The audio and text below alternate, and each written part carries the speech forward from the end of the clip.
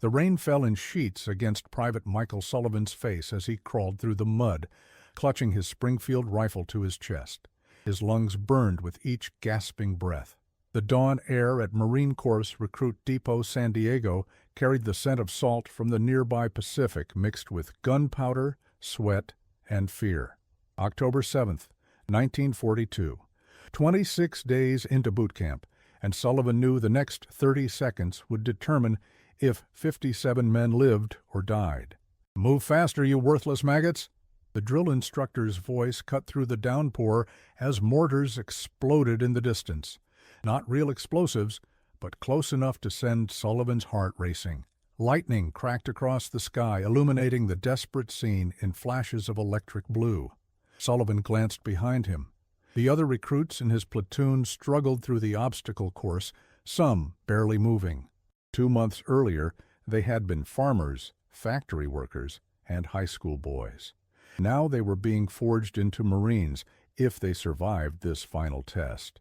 3 men had already been pulled from the course with injuries. Private Jenkins had a deep gash across his forearm from the barbed wire. Cooper was nursing what looked like a sprained ankle, limping but refusing to quit. Williams had been carried away unconscious after slipping and hitting his head on a wooden post. The wire fence loomed ahead with jagged barbs that had already torn the flesh of those who hesitated. Beyond it lay the finish line and whatever future awaited them in the Pacific Theater.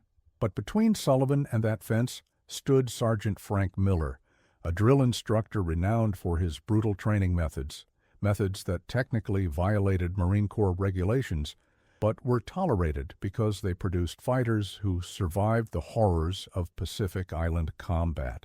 Thunder rolled overhead as Sullivan's muscles tensed. He saw Miller turn away momentarily to berate another struggling recruit. In that moment, Sullivan made his decision. If he followed standard procedure, more men would get hurt. But what he was about to do could end his military career before it truly began. No one in the 21st Training Battalion knew that one man's defiance that morning would rewrite battlefield survival doctrine and save hundreds of American lives in the battles to come. Michael Joseph Sullivan was born on June 4, 1924, in the small farming community of Oakdale, Nebraska. The third of 5 children, he grew up amid the crushing poverty of the Great Depression, watching his father struggle to maintain their modest corn farm as dust storms ravaged the Midwest. The Sullivan family's 200-acre homestead had been productive once, but years of drought had reduced their yields to barely subsistence levels. They survived primarily because they were largely self-sufficient, growing their own food, raising their own livestock, and fixing their own equipment. His father, Patrick Sullivan, was a first-generation Irish immigrant who had come to America seeking opportunity but found hardship instead. Still, the elder Sullivan never surrendered to bitterness. "You can't control the weather," he would tell his children, "but you can control how you respond to it." This pragmatic resilience would become a cornerstone of young Michael's character. His mother, Catherine, a former school teacher, instilled in him a love of books and mechanical tinkering that would prove invaluable in his later life. Even after long days of farm work, she would gather her children around the kitchen table by the light of a kerosene lamp and read to them from whatever book she could borrow from the county library, 15 miles away, and visited only monthly. Michael particularly loved Jules Verne and H.G. Wells, whose fantastic inventions sparked his imagination. By age 12, Sullivan could disassemble and reassemble any farm equipment on their property, often improving its function through ingenious modifications.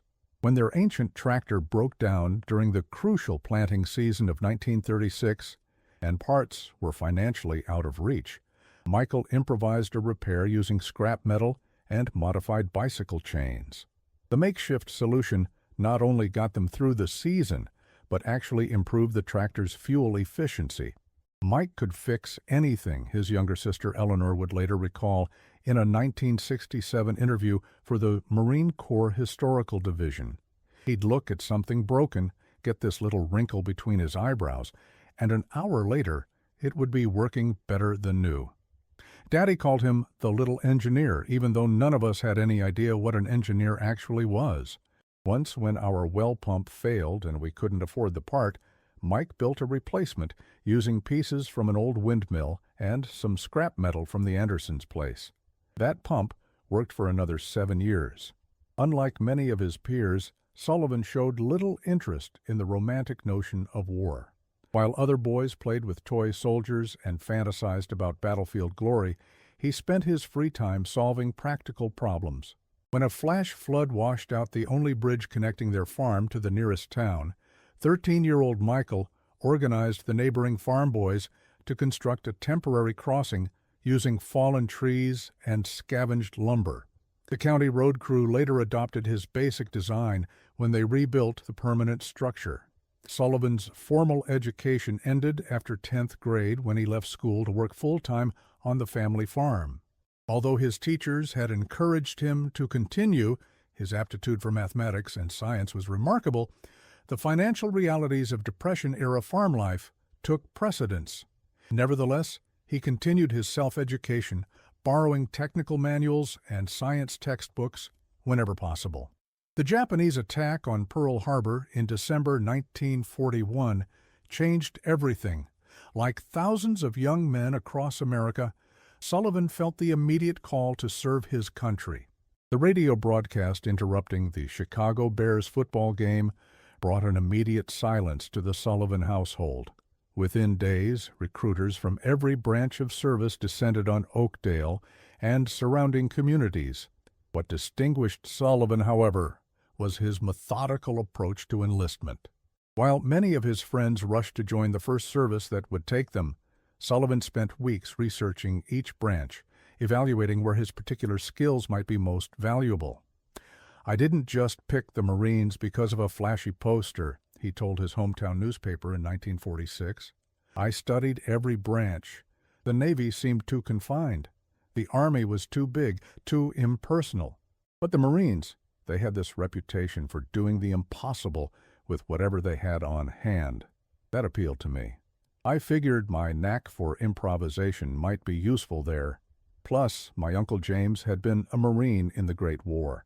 The few stories he'd tell made it clear that Marines took care of their own. That brotherhood meant something to me." His decision was not without controversy at home.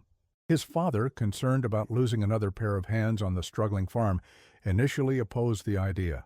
"Your fight is here," Patrick told his son during a heated argument. "You're needed on this land." His mother, however, recognized the determination in her son's eyes, the same look he got when tackling a seemingly impossible repair. "He's not meant to stay here forever," she told her husband privately. "This war will find him whether we want it to or not. Better he goes on his own terms." On July 2, 1942, just weeks after his 18th birthday, Sullivan boarded a train bound for California, where he would join 319 other recruits arriving at Marine Corps Recruit Depot, San Diego. His entire family came to see him off at the station. His parents, his older brother Sean, who had been classified 4F due to a childhood injury that left him with a permanent limp, his sisters Eleanor and Margaret, and his younger brother David, who would himself join the Navy 2 years later. The journey took 3 days, during which Sullivan befriended 2 other Midwesterners, Thomas Red O'Malley from Chicago and Eduardo Vasquez from a small town near Santa Fe, New Mexico. O'Malley, a boisterous former boxing champion from a rough South Side neighborhood, had joined the Marines to kill as many Japs as possible, as he repeatedly announced to anyone who would listen. Vasquez, quiet and reserved, had deeper motivations. His older brother had been a sailor on the USS Arizona and was still listed as missing, presumed dead. "We were so naive," Vasquez would later write in his memoir.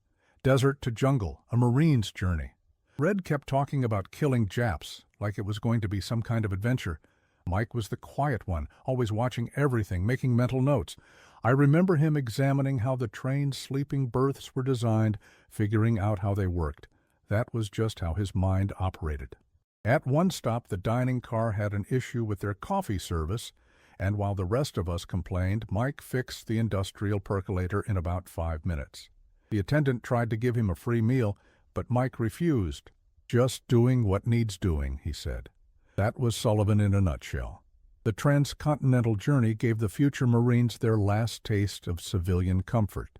The train, while crowded with military personnel and not particularly luxurious, offered regular meals, actual beds, and, most importantly, freedom of movement.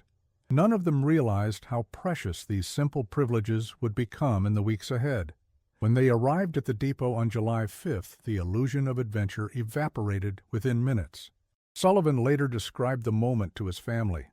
"We were still on the bus when this drill instructor, climbed aboard and started screaming at us. 'No, welcome to the Marines. Just get off my bus, you worthless pieces of humanity,' and worse." We had 30 seconds to grab our belongings and stand at attention on the yellow footprints painted on the pavement. It was over 90 degrees, and guys were already sweating through their civilian clothes. One kid from Minnesota passed out in the first 5 minutes. They dragged him to the side, revived him, and put him right back in formation. That's when I knew this wasn't going to be anything like the recruiting posters. Those yellow footprints began Sullivan's transformation from farm boy to Marine. Platoon 367, under the command of drill instructor Sergeant Frank Miller, faced an 8-week training regimen that had been compressed to 6 weeks due to the desperate need for troops in the Pacific Campaign. This accelerated schedule made an already grueling experience even more punishing. In peacetime, boot camp lasted several months, Sullivan explained in a 1952 Marine Corps Gazette article. But the Corps was expanding so fast that our training was condensed. That meant longer days, less sleep, and no margin for error. We were going from civilians to combat-ready Marines in less time than it takes most people to learn a new hobby. The Corps was trying to compress years of military discipline and training into 42 days. It was like trying to turn coal into diamonds without the benefit of geological time. They had to apply incredible pressure. The first 2 weeks focused on stripping away civilian identity. Heads were shaved, personal items confiscated, and individuality suppressed through constant group punishment and verbal degradation. The recruits were issued identical uniforms, taught to speak only when spoken to, and required to refer to themselves in the third person. "Sir, Private Sullivan requests permission to speak, sir." Every aspect of their lives was regimented, from how they made their bunks, tight enough to bounce a quarter, to how they stood at attention, thumbs along trouser seams, eyes fixed forward. Any deviation resulted in immediate correction, often in the form of physical exercise performed to the point of exhaustion. Sullivan struggled initially with the loss of autonomy, but his analytical mind quickly recognized the purpose behind the seeming madness. The dehumanizing aspects of training were designed not merely to break spirits, but to rebuild them within a new framework of instant obedience and unit cohesion. They were breaking us down to build us back up, he noted. But I could see some of the men weren't going to make it through that process. About 10% of my platoon was eliminated in the first week, men who simply couldn't adapt physically or mentally. One fellow, a college student from California, just couldn't take the constant screaming. He froze up completely during a routine drill, wouldn't respond to any commands. They took him away, and we never saw him again. Another guy tried to escape by climbing the perimeter fence at night. They caught him, of course. The thing is, they weren't bad men or cowards. They just weren't built for this particular crucible. The physical demands were equally challenging. Each day began at 0400 hours with intensive calisthenics, followed by long runs in formation, obstacle courses, and combat training exercises. All this occurred under the relentless Southern California summer sun, with temperatures regularly exceeding 100 degrees. Water breaks were strictly rationed, and meals, while nutritionally adequate, were consumed in minutes rather than enjoyed. Sullivan's bunkmate, Clarence Winslow from Oregon, was one of those early casualties. A former logger with impressive upper body strength, Winslow nonetheless struggled with the endurance aspects of training. Unable to keep pace during a 5-mile run, Winslow collapsed and was hospitalized for heat exhaustion. He never returned to the platoon. Sullivan later learned that Winslow had been recycled to a different training unit, but washed out again, and received a medical discharge. What separated Sullivan from many of his fellow recruits was his ability to adapt psychologically to the demands of boot camp. While others resented the seemingly arbitrary rules and harsh treatment, Sullivan sought to understand the underlying purpose of each aspect of training. This intellectual curiosity didn't make the experience any less physically demanding, but it helped him maintain a mental resilience that others lacked.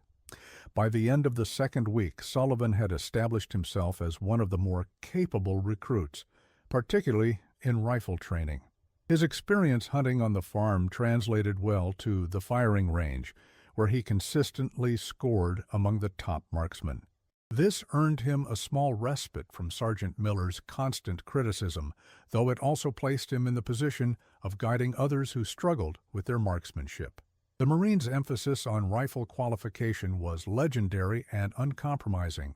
As one drill instructor famously put it, "This weapon is the only girlfriend you'll need in the Corps."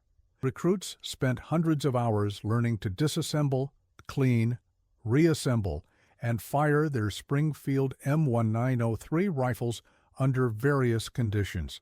Failure to qualify on the rifle range could mean discharge or, at minimum, a setback in training that might separate a recruit from his original platoon, a fate considered almost as bad as washing out entirely. One such struggling recruit was O'Malley, whose boisterous confidence faltered when he couldn't qualify with the Springfield M1903 rifle. After 4 failed attempts, O'Malley faced possible removal from the platoon. His scores weren't terrible. He could hit the target consistently at 200 yards, but his groupings were too scattered at 300, and he completely missed the mark at 500. The rifle range instructors had all but given up on him. The night before his final chance to qualify, Sullivan broke a significant rule by leaving his bunk after lights out to find O'Malley. This violation alone could have resulted in severe punishment, possibly even discharge under the accelerated wartime protocols. But Sullivan calculated that the risk was worth taking. "I found him sitting behind the barracks, looking like he was about to cry," Sullivan recounted. This tough guy from Chicago, who'd been in dozens of street fights and never backed down from anything, was completely broken by his inability to shoot straight. I sat down and asked him what he was doing wrong. He said he just couldn't get comfortable with the rifle, that it felt wrong in his hands. Rather than offering vague encouragement, Sullivan approached the problem methodically. He asked O'Malley to pantomime his shooting stance and immediately noticed something the instructors had missed. O'Malley's right arm was slightly shorter than his left, creating an awkward angle when he tried to align the sights using the standard position. Sullivan spent 2 hours that night showing O'Malley an unorthodox grip and stance that compensated for his physical asymmetry. The modified technique involved shifting the rifle slightly to create a more natural sight picture for O'Malley's particular physiology. It violated several principles of formal marksmanship training, but addressed the specific problem at hand. The modified technique worked. The next day, O'Malley passed his qualification, scoring just above the minimum requirement. The range instructor, Corporal Davis, initially objected to O'Malley's unorthodox stance but couldn't argue with the results. After O'Malley explained that Sullivan had helped him, Davis pulled Sullivan aside. "That was my first lesson in adapting standard procedure to individual needs," Sullivan said. "The Corps had one way of teaching marksmanship, but humans aren't built on assembly lines. Sometimes you need to adjust the technique to fit the person, not force the person to fit the technique." Corporal Davis could have reported me for interfering with his instruction, but instead, he asked me to show him exactly what I'd done. Later, I saw him using a similar modification with another recruit who had been struggling. This early success reinforced Sullivan's growing conviction that rigid adherence to standard procedures wasn't always the optimal approach. While he respected the Marine Corps' traditions and understood the necessity of standardization in many contexts, he also recognized that the ultimate goal, producing effective fighting men, sometimes required flexibility in methods. The 3rd and 4th weeks of boot camp focused on combat skills, hand-to-hand fighting, bayonet training, grenade throwing, and tactical maneuvers. Here again, Sullivan's practical mindset distinguished him from his peers. While others approached these exercises with either reluctance or excessive aggression, Sullivan treated each skill as a problem to be analyzed and mastered. During bayonet training, for instance, he noticed that the standard technique taught by the instructors worked well for taller recruits, but left shorter men at a disadvantage when facing larger opponents. Rather than simply executing the prescribed movements, Sullivan developed a modified approach that used leverage and body positioning to compensate for height differences. Sergeant Miller observed Sullivan demonstrating this technique to Vasquez, who stood only 5 feet 6 inches tall, and initially moved to reprimand them both for deviating from instruction. However, when Miller saw how effectively Vasquez could now neutralize larger opponents, he hesitated. After class, he ordered Sullivan to stay behind. "Private, who gave you permission to change my training program?" Miller demanded.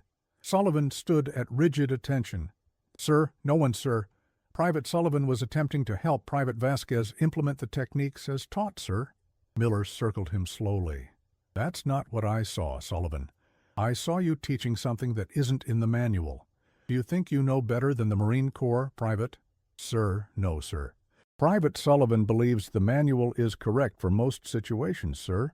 "Most situations?" Miller's voice dropped dangerously. "So there are situations where you think the manual is wrong?" Sullivan knew his next words could determine his future in the Corps. "Sir, Private Sullivan believes the manual is correct, but that human bodies come in different sizes and shapes, sir." Private Sullivan was attempting to help Private Vasquez adapt the standard technique to his specific physiology, sir. Miller stared at him for a long moment, then said something unexpected. "Tomorrow morning, 0500, you will demonstrate your adaptation to me and Gunnery Sergeant Peters. If he approves, nothing more will be said. If he doesn't, you'll be on report for undermining training protocols." "Understood, sir?" "Yes, sir." The next morning's demonstration went better than Sullivan could have hoped. Gunnery Sergeant Peters, the battalion's hand-to-hand combat specialist, immediately recognized the value of Sullivan's modification. By the following week, Peters had incorporated elements of Sullivan's approach into general instruction, though he never acknowledged its source. This pattern repeated itself throughout the remaining weeks of training. Sullivan would identify a problem with standard procedures, develop a practical solution, implement it discreetly among his fellow recruits, and occasionally receive tacit approval from more observant instructors. He never sought recognition for these innovations. His sole concern was improving effectiveness and safety. By week 5, Sullivan's reputation among his peers had solidified. He wasn't the strongest or fastest recruit, but he had become the platoon's unofficial problem solver. When equipment malfunctioned, Sullivan could usually repair it. When standard techniques proved ineffective for particular individuals, Sullivan could adapt them. His bunk became a covert consultation station after lights out, where struggling recruits would whisper their problems and receive practical advice. This growing influence did not go unnoticed by Sergeant Miller, whose attitude toward Sullivan evolved into a complex mixture of irritation and grudging respect. On one hand, Sullivan's ability to solve problems improved the platoon's overall performance, reflecting well on Miller's leadership. On the other hand, Sullivan's tendency to question and modify standard procedures undermined the rigid hierarchy that boot camp was designed to instill. The tension between these competing considerations came to a head during Week 6, when the platoon faced its most physically demanding challenge yet. A 12-hour combat simulation exercise that would determine which recruits were truly ready for deployment to the Pacific Theater. The exercise took place at the nearby Camp Calvin B. Matthews, a 2,000-acre training facility north of San Diego, where Marines practiced combat maneuvers in terrain that approximated Pacific Island conditions. Platoons were required to navigate a series of obstacles while carrying full packs and rifles, responding to simulated enemy attacks, and completing assigned objectives, all with minimal water and no food. The exercise began at 0400 hours on a surprisingly cool and overcast October morning. Platoon 367, now reduced to 57 men from its original 65, was transported to Camp Matthews by truck, then offloaded at the base of a steep hill that marked the starting point. Sergeant Miller briefed them with characteristic bluntness. "This is where we separate the Marines from the wannabes," he announced. 12 hours from now, those of you who complete this course will have earned the right to be called Marines. Those who fail will be recycled or discharged, depending on how pathetic your failure is. The course is designed to push you beyond your limits. Some of you will break, some of you will quit. I expect none of you to do either. Any questions? No? Then move out. The first phase of the exercise involved navigating dense underbrush while maintaining unit cohesion and responding to periodic enemy fire, indicated by instructors firing blank rounds from concealed positions. The platoon performed well initially, using hand signals to coordinate movements and maintaining appropriate intervals between men. 3 hours in, however, fatigue began to take its toll. The cool morning had given way to increasing heat, and water rations were already running low. When 2 recruits at the rear of the formation fell significantly behind, Sullivan, positioned in the middle, dropped back to assist them without waiting for orders to do so. One of the struggling recruits was Peterson, a Minnesota farm boy with tremendous upper body strength but poor cardiovascular endurance. The other was Rodriguez, who had sprained his ankle earlier but had concealed the injury for fear of being removed from the exercise. Sullivan quickly assessed the situation and improvised a solution. "Peterson, trade packs with Rodriguez," he ordered quietly. "Rodriguez, lean on Peterson when you need to, but keep moving. I'll run interference with the DIs." The unauthorized redistribution of equipment violated protocol, but allowed all 3 men to rejoin the main group before their absence was noted by the instructors. When Sergeant Miller conducted a head count 30 minutes later, the platoon was intact, though Rodriguez's increasingly pronounced limp caught his attention. "Private Rodriguez," Miller barked, "is there something wrong with your feet? Perhaps your boots aren't comfortable enough? Should I request dress shoes for you?" "Sir, no, sir." Rodriguez stood at attention, visibly struggling to distribute his weight evenly. Miller circled him like a predator. "Then why are you limping like my grandmother after a church social? Drop and give me 20 push-ups now."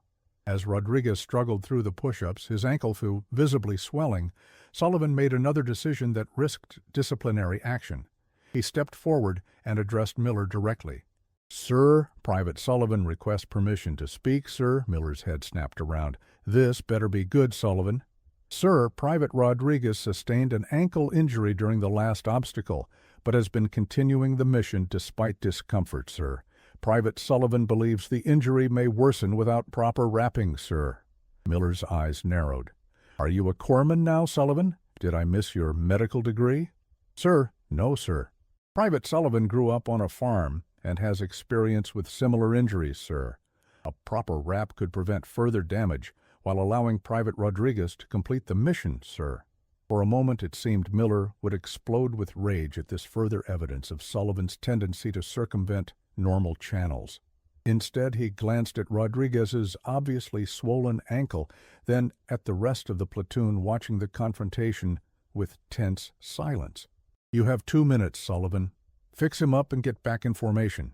If he falls behind again, you'll both be recycled. Understood?" "Sir." "Yes, sir." Sullivan quickly fashioned a support wrap using a spare T-shirt and adhesive tape from the small first aid kit each recruit carried. The improvised treatment wasn't perfect, but it provided enough stability for Rodriguez to continue with the exercise.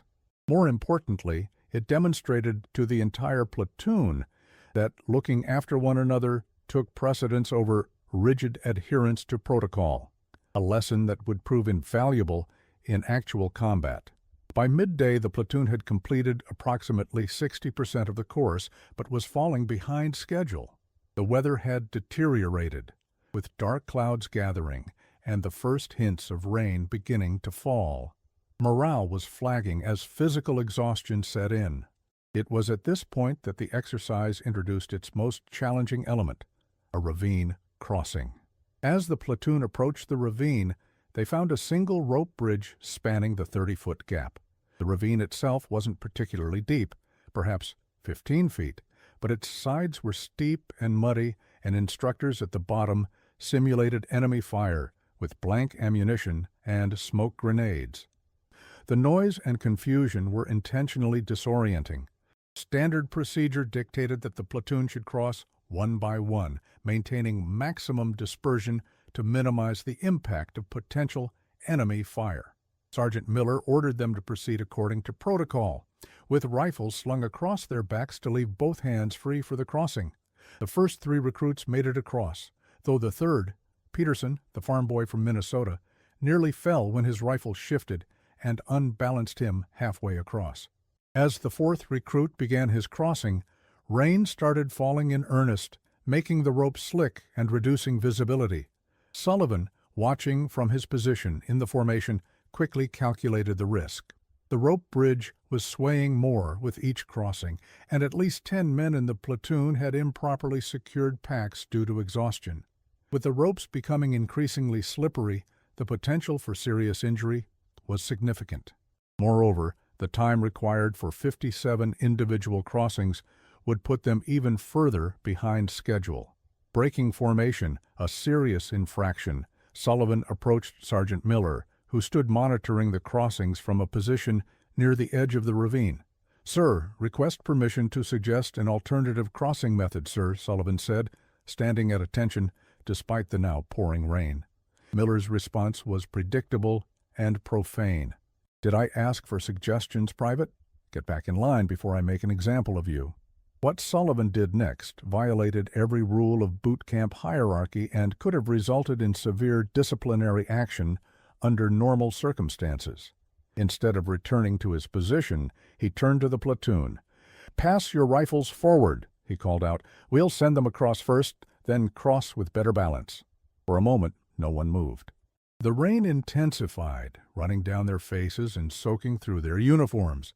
Then O'Malley stepped forward, handed Sullivan his rifle, and said, "Makes sense to me." One by one, the other recruits followed suit, creating a chain that passed rifles to the front.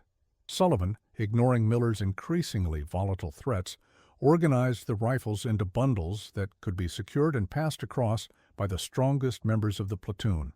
Then, with lightened loads, the rest of the men crossed more safely, using techniques Sullivan had learned from bridge building on his father's farm.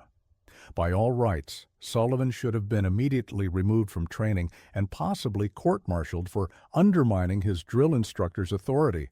But something unexpected happened. Captain James Whitman, the company commander who had been observing the exercise from a nearby hill, witnessed both Sullivan's insubordination and the effectiveness of his solution. When the platoon completed the crossing 15 minutes ahead of the adjusted schedule and with no injuries, Whitman approached Miller. The 2 officers spoke privately for several minutes, their conversation partially obscured by the continuing downpour, after which Miller called Sullivan forward. "Private Sullivan," Miller said, his voice tight with controlled anger, "Captain Whitman believes your initiative deserves special recognition. You'll report to company headquarters tomorrow at 0600. Until then, you're still under my command. Is that clear?"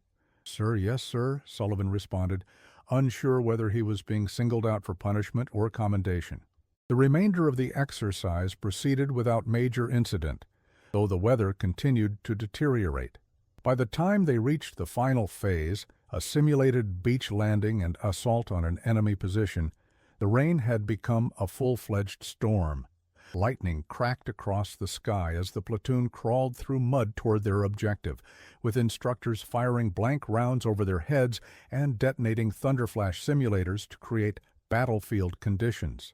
It was during this final phase that Sullivan implemented several more improvisations, each less dramatic than the rope bridge incident, but equally effective in improving the platoon's performance. He showed struggling recruits how to use their helmets to create micro-trenches that diverted water away from their positions. He demonstrated how to wrap cloth around rifle receivers to prevent mud infiltration. He organized the platoon's final assault using hand signals that were more visible in the poor conditions than the standard signals they had been taught. When the exercise concluded at 1600 hours, Platoon 367 had completed all objectives and maintained 93% effective strength, one of the highest completion rates recorded that month. Captain Whitman personally congratulated them, though he made no specific mention of Sullivan's contributions. The next morning, Sullivan reported to company headquarters as ordered, still uncertain about his fate. He expected to be processed for disciplinary action. Instead, he found himself in a small room with Captain Whitman and Major Thomas Reynolds, the battalion commander. "Private," Reynolds began, his tone formal but not hostile. "What you did yesterday constitutes a serious breach of Marine Corps discipline. In combat, such a breach could get men killed. The chain of command exists for a reason." Sullivan stood at rigid attention, eyes forward, prepared for the worst. "Yes, sir, I understand, sir. However," Reynolds continued, "Captain Whitman has convinced me that your quick thinking likely prevented several injuries.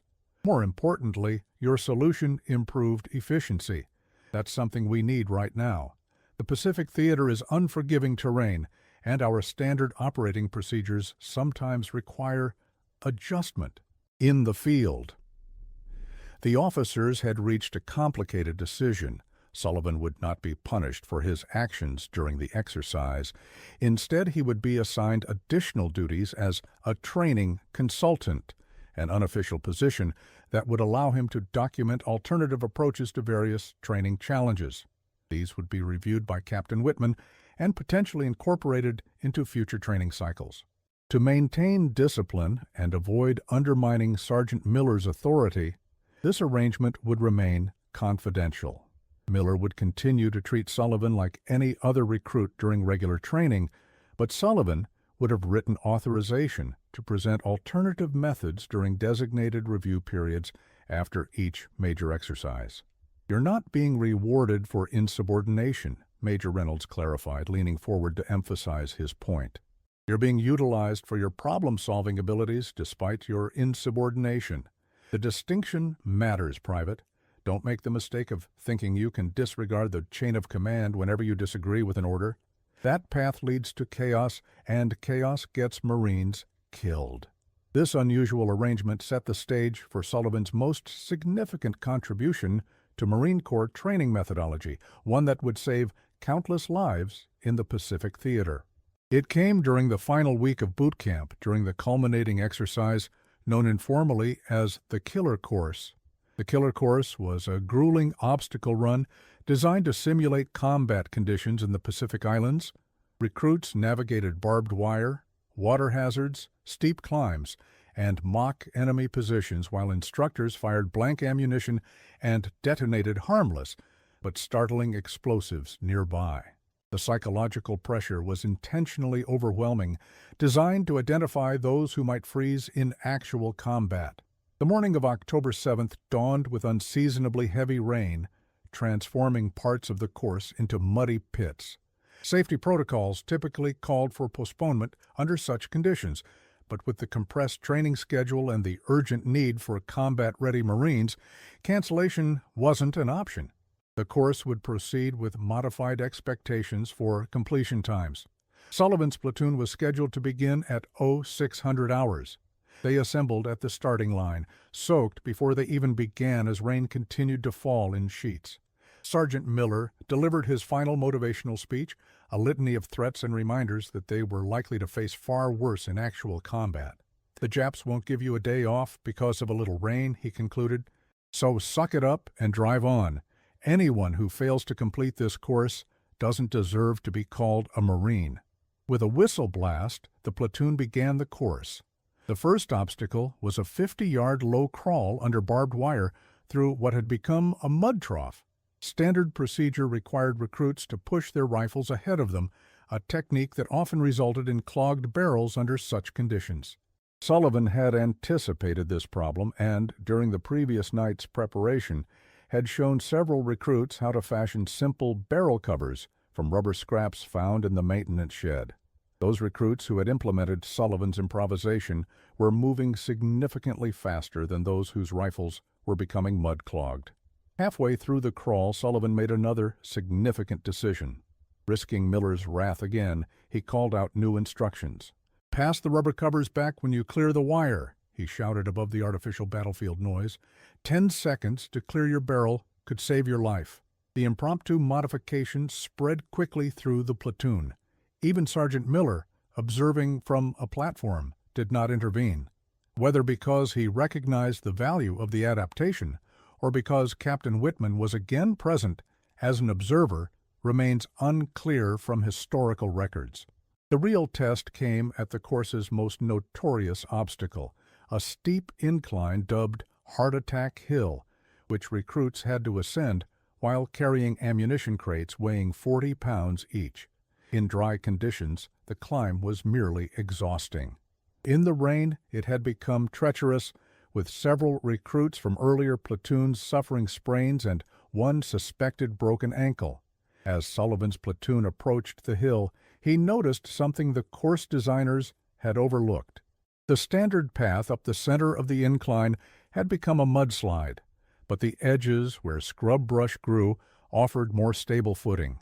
Moreover, the ammunition crates, designed to be carried individually, could be more efficiently transported in pairs by 2 recruits working in tandem. This time, Sullivan didn't need to break protocol to implement his idea. During a scheduled water break just before the hill, he approached Sergeant Miller with his suggestion, as permitted under his special arrangement with Captain Whitman. Miller, perhaps recognizing the potential to get his platoon through the course with fewer injuries and a better time, grudgingly approved. 2 minutes to reorganize, Sullivan, not 1 second more. The platoon quickly paired up, with stronger recruits partnered with those who had been struggling. Using the brush-lined edges of the hill and the buddy system carrying technique, they ascended Heart Attack Hill in 17 minutes, nearly 10 minutes faster than the previous platoon, and with no injuries. Sullivan's system proved so effective that instructors from other platoons took note. By the following day, his buddy-carrying technique had been implemented across multiple training units, though again without formal attribution. This pattern, informal adoption of Sullivan's innovations without official recognition, would continue throughout his Marine Corps career. By the time they reached the final obstacle, the barbed wire fence that separated them from the finish line, Platoon 367 had set a new record pace despite the adverse conditions. Sullivan, seeing that several recruits were nearing exhaustion, implemented one final innovation. Rather than having each man navigate the fence individually, he organized them into 3-man teams, one to hold the wire up, one to pass equipment through, and one to receive it on the other side. This systematic approach not only prevented injuries, but demonstrated a level of unit cohesion that impressed the observing officers. When the last recruit cleared the fence, the platoon had completed the killer course in 2 hours and 23 minutes, a full 17 minutes faster than the previous record, and with 0 reportable injuries. 2 days later, on October 9, 1942, Private Michael Sullivan graduated from Marine Corps boot camp. His official record showed him as just another successful recruit, but a confidential addendum, declassified in 1971, told a different story. Captain Whitman had documented 27 specific training modifications based on Sullivan's innovations, recommending that 15 of them be formally incorporated into standard procedures.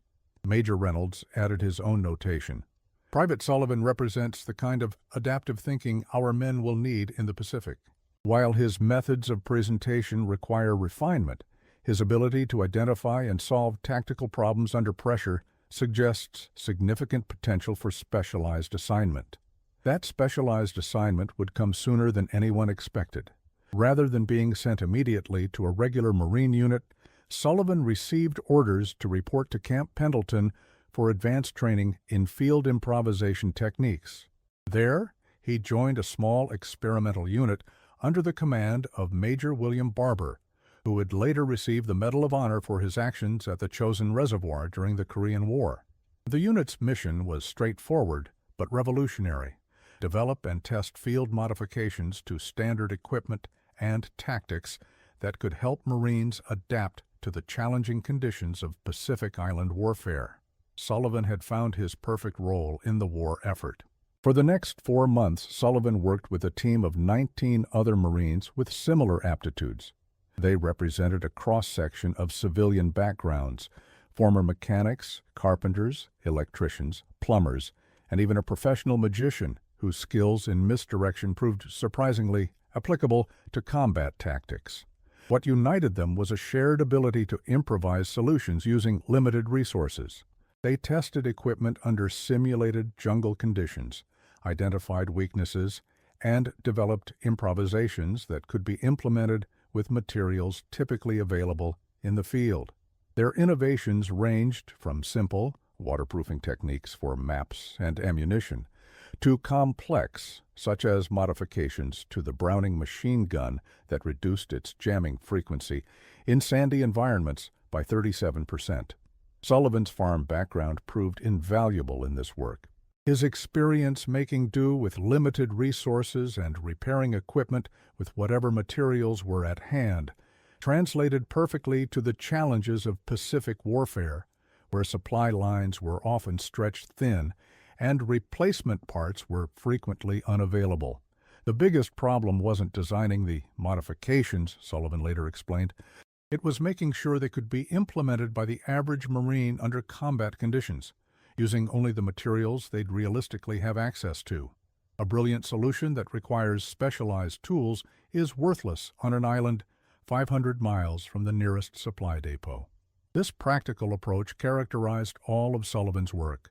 Rather than creating elaborate modifications that would require significant training or resources, he focused on simple, intuitive changes that any Marine could implement after minimal instruction. He insisted that each innovation be field-tested by Marines who had not been involved in its development to ensure it could be understood and applied without specialized knowledge. In February 1943, the results of their work were compiled into a field manual unofficially known as the Sullivan Guide, though its official designation was FMFRP-31A, Field Expedient Repairs and Modifications. Thousands of copies were printed and distributed to Marine units preparing for deployment to the Pacific Theater. The manual included detailed illustrations and step-by-step instructions for over 100 field modifications, from simple waterproofing techniques to complex weapons adaptations. Each entry included a list of required materials, estimated time for implementation, and specific conditions under which the modification would be most useful. Most importantly, every technique had been tested under simulated combat conditions to ensure its practicality. Lieutenant Colonel William White, who oversaw the publication of FMFRP-31A, later commented, "What made Sullivan's approach unique was his insistence on real-world applicability. He wasn't interested in theoretical improvements or modifications that looked good on paper but failed in the field. Everything in that manual had been tested, retested, and verified to work under the worst conditions we could simulate." The true impact of Sullivan's innovations would not become clear until after the Battle of Tarawa in November 1943, where Marines faced catastrophic equipment failures due to coral sand and saltwater exposure. Units that had implemented modifications from FMFRP-31A reported significantly higher operational readiness of weapons and communication equipment. One company commander, Captain Richard Winters, later attributed his unit's survival to Sullivan's waterproofing techniques. "We lost 28% of our radio equipment to water damage during the landing," he reported, "but that figure would have been closer to 70% if we hadn't implemented the modifications from FMFRP-31A. The ability to maintain communications throughout the battle was the difference between coordinated action and isolated last stands." By then, Sullivan himself was serving with the 2nd Marine Division in the Pacific. After completing his work on the field manual, he had requested assignment to a combat unit, feeling that his innovations should be tested personally under actual battlefield conditions. Despite attempts to keep him in a training role, his request was eventually granted. His remarkable journey from Nebraska farm boy to military innovator had only just begun. During the Battle of Saipan in June 1944, Sullivan's quick thinking saved his entire platoon when he devised a method to bypass a damaged radio by creating a field-expedient antenna from rifle cleaning rods and wires stripped from abandoned Japanese equipment. We were cut off from the rest of the company with no way to call for fire support or report our position, recalled Sergeant Eduardo Vasquez, who had been with Sullivan since boot camp. The radio was dead. Shrapnel had torn through the antenna mount and damaged the internal wiring.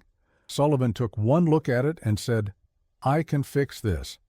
He cannibalized parts from a destroyed Japanese field telephone, used cleaning rods from 3 rifles to create an antenna, and had us back in communication within 20 minutes. The artillery barrage he called in saved at least 30 Marines. For his actions on Saipan, Sullivan received the Bronze Star with Combat V for valor. The citation noted not only his bravery under fire, but his exceptional technical ingenuity that maintained critical communications during a pivotal phase of operations. Sullivan's innovations continued throughout his combat service. On Tinian, he developed a method for creating flame-resistant map cases using scavenged aircraft materials.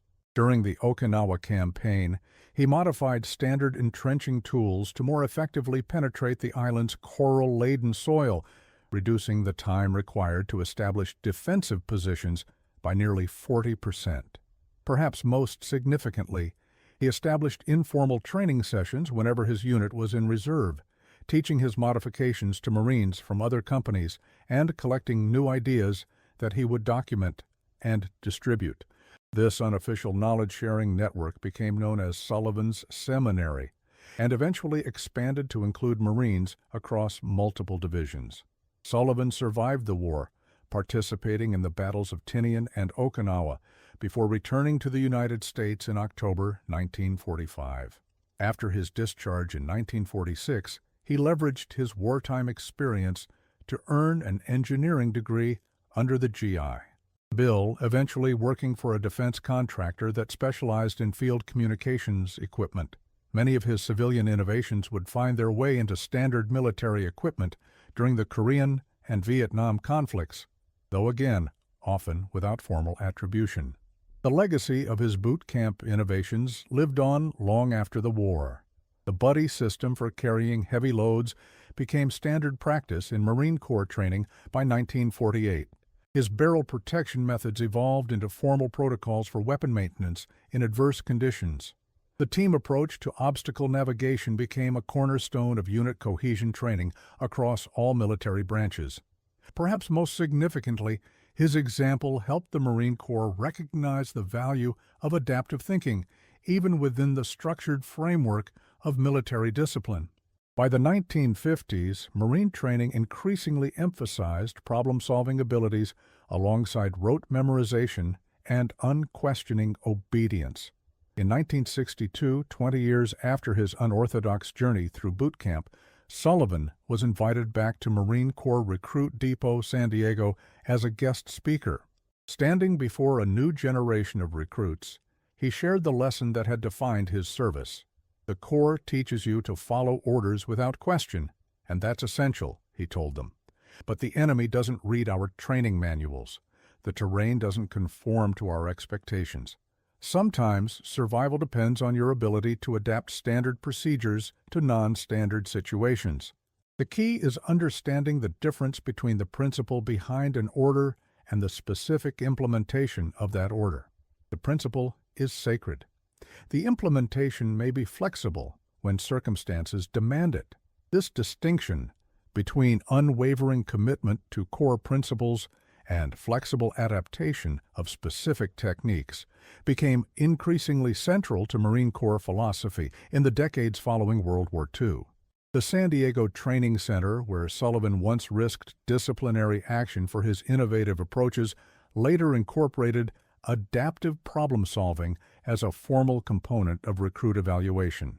By 1970, drill instructors were specifically directed to identify and nurture recruits who demonstrated Sullivan's blend of disciplined adherence to core principles and creative adaptation to challenging circumstances. Colonel Frank Matthews, who served as commanding officer of the San Diego Recruit Training Regiment in the 1970s, explicitly referenced Sullivan in his training directives. "We're not looking for automatons who can only follow orders exactly as given. We need Marines who understand the why behind their training and can adapt when circumstances change." Sullivan's legacy reminds us that our most effective warriors combine disciplined obedience with intelligent adaptation. When Sullivan passed away in 1987, his obituary in the Marine Corps Gazette described him as the recruit who changed boot camp. Major General Oscar Petros, who had been a young lieutenant at Camp Pendleton during Sullivan's time there, offered perhaps the most fitting tribute. Sullivan understood something that took the rest of us years to recognize. The essence of Marine Corps training isn't blind obedience. It's teaching men to accomplish the mission regardless of obstacles. Sometimes that requires following the book to the letter. Sometimes it requires writing a new page for the book. Sullivan had the wisdom to know the difference and the courage to act on that wisdom even when it meant risking his own career.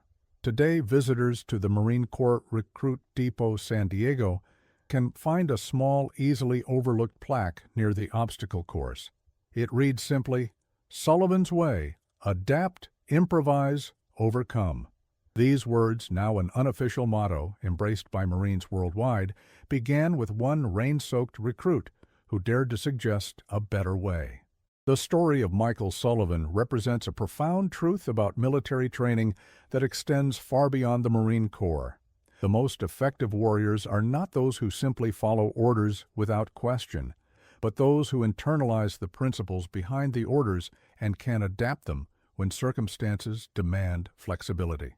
It's a delicate balance, maintaining necessary discipline while encouraging problem-solving ingenuity that modern military organizations continue to refine.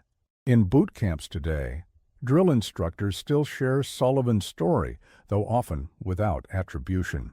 When they tell recruits to adapt and overcome, they're echoing the legacy of a Nebraska farm boy who understood that true discipline isn't rigid adherence to procedure. It's unwavering commitment to achieving the objective, even when standard procedures prove inadequate. Sullivan's most important insight was recognizing that innovation and discipline aren't opposing forces, but complementary strengths.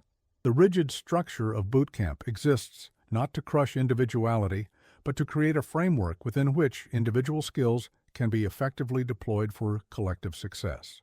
This understanding that structure enables, rather than inhibits, creative problem-solving, revolutionized military training philosophy in the latter half of the 20th century.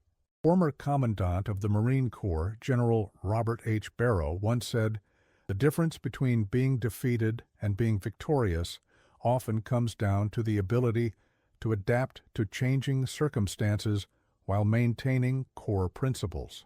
This philosophy, though not directly attributed to Sullivan, clearly reflects his influence on Marine Corps doctrine.